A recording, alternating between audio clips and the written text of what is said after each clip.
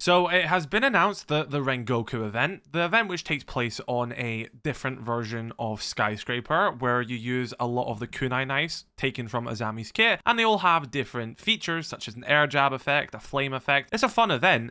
It's just been announced that is coming back July 30th. But as you can see on screen, Ubisoft have given us a first look at the weapon skin that will be included as part of this event, most likely as the memento for completing the collection. Now, I know a lot of people have a lot of strong opinions on this. I'll give you mine. Just like the Valkyrie Paragon skin, this isn't necessarily my cup of tea for skins in Rainbow Six Siege. I much more prefer tactical grounded skins. Maybe that's because I come from a lore background. If I had it my way, all of the operators would be wearing standardized black rainbow uniforms with the rainbow patch on their shoulder like the older games. And like Nighthaven would have their own variant. But that being said, people do like these skins, people pay for these skins, and who am I to take that away from people? It doesn't change anything in my day, and if people like it, so be it.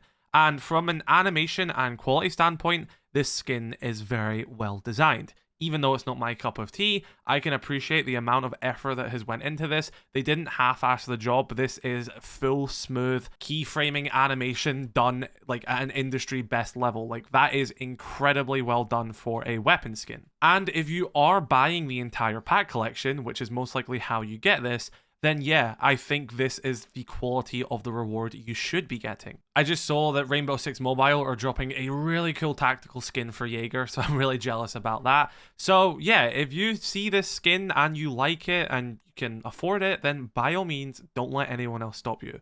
I'll probably complete the collection to show it off for you guys, so stay tuned for my video before you buy anything if you want to see what it looks like in-game. But Ubisoft have been very transparent here and showed off what the weapon inspect animation looks like. And let me end this video by showing you the clip from my interview with Siege's business strategy director talking about the debate between flashy wacky skins and the more tactical lore-based ones.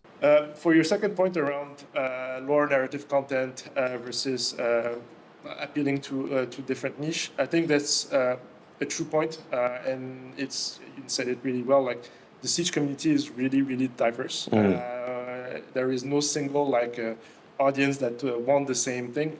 It would render our job really easy if it was the case, but that's not the reality. Like we have players that like to have those flashy skins and want to have the event skins that look like monsters and stuff like that. We have players all the way to the other side of things that like their default tactical camouflage gear, and that's what they wear, and that's totally fine. So when we're making a season and content for a season, we always try to see how do we balance everything out so that as a player, at least throughout the season, there is at least something that is appealing to me in some way. And it might not be the same thing that appeals to someone else, and that's totally fine. But that's the way that we approach it. And within the Battle Pass, I think this is where we have more and more learnings as to we've been doing Battle Pass for 4 years now, I believe. And we have learnings as to, okay, well, what takes off players, what is really appealing for them, and how should we handle the thematics of a Battle Pass.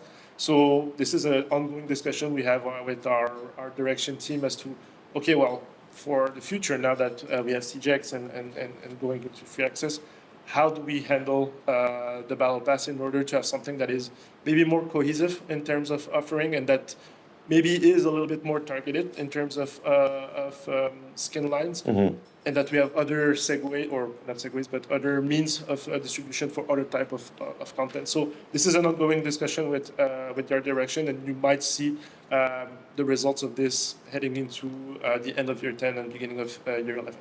I think, for me, the big eye-opening moment for that, because obviously you guys have all the background data and everything, but it was that Ash bundle that was choose one of these 3 Ash skins, and then you get all the people online saying, we hate, wacky skins, we want tactical stuff, blah, blah, blah, blah, and there was a tactical option there, and everyone was like, I'm not voting for that one. So it was well, we got to this point, and then we fumbled it at the last moment, fellas, so yeah. Weapon inspection is a major feature coming in Siege X, and of course cosmetic-based weapon skins are a major part of Siege.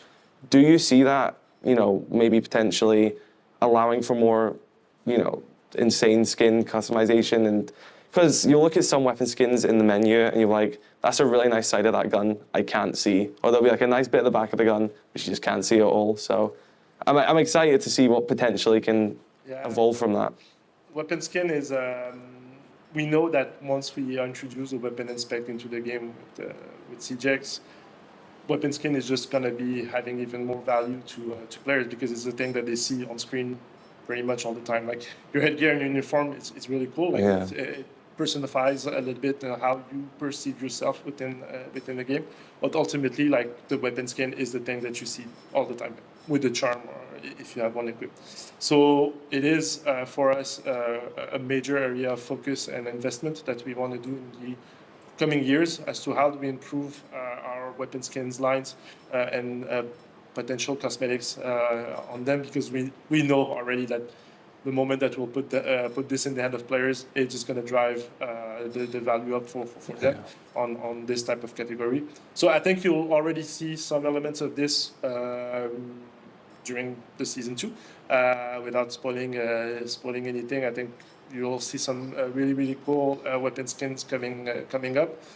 But we're already like looking at the next iteration and what type of R&D we need to do in order to unlock even more potential for weapon skins. So it's going to be a major investment that we're doing in the next coming years, because one thing that like looking into this, like our weapon skin system or weapons in general, like they've been made in 2013 when the game was in conception back then.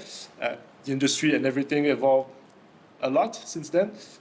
So we need to kind of transition how we want to do things. So it will take time. It will be by iteration, but that's the overall philosophy and direction that we're heading in the future. So really good point, because you're totally right.